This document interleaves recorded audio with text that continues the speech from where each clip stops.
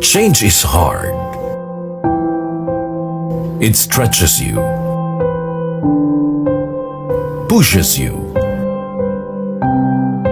and sometimes even breaks you. But that discomfort? That's growth. Staying the same might feel safe. But deep down, you know it's not satisfying. It's stagnant. Oo, mahirap ang paglago. Pero mahirap din na mabuhay na puno ng panghihinayang.